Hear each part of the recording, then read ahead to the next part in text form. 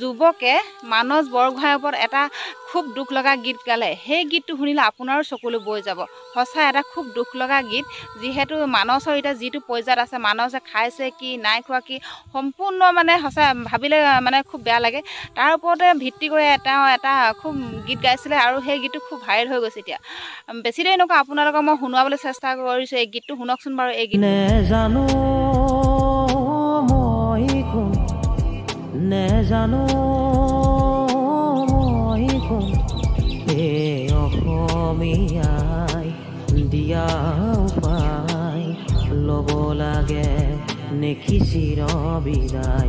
এই অসমীয়াই দিয়া উপায় ল'ব লাগে নেকি চিৰ বিদায়।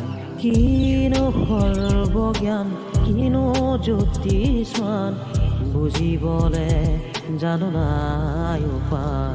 এই অসমীয়াই দিয়া উপায় ল'ব লাগে নেকি চিৰ বিদায়।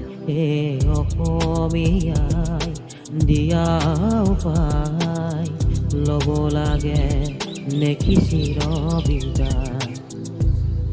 আপোনালোকে শুনিলে আৰু ল'ৰাজনক এনেকৈ ভাল ভাল গীত গাই মানে ডাঙৰ মানুহ হৈ যে তাৰে কামনা কৰিলোঁ। খুব এটা সুন্দৰ গীত গালে আৰু যিহেতু তেওঁ এতিয়া যিটো পৰ্যায়ত আছে, সঁচাই বহুত কষ্টত আছে যেন মানস এনেকুৱা যেন লাগে। হাতে একদম যিহেতু শিকলি একদম মেৰিয়াই মেলি বান্ধি থৈছে। সঁচাই খুব এটা দুখ লগা মানে যিটো এটা ভিডিঅ' চালোঁ তাৰ ভাগৰ মানস বৰগোহাঁইৰ ভিতৰত, যিহেতু এটা তৃতীয় ভিডিঅ' এটা তেওঁ আপলোড কৰিছিলে। তেওঁ সেই ভিডিঅ'টো দেখিছোঁ যে একদম অৱস্থা বেয়া মানে। তাৰ ওপৰতো এটা মানে খুব এটা সঁচাই খুব বেয়া লগা মানে দৃশ্য দেখিলে খুব বেয়া লাগিছে। আৰু এই গীতটো শুনি মোৰ মানে সঁচাই বহুত বেয়া লাগিলে। মইতো আগতে শুনিলোঁ বাৰু, আপোনালোকক সেইকাৰণে পিছত বোলো আপোনালোকৰ মাজলৈ মই শ্বেয়াৰ কৰোঁ। গতিকে আজিৰ ভিডিঅ'তে মই ইমানতে সমাপ্ত কৰিছোঁ।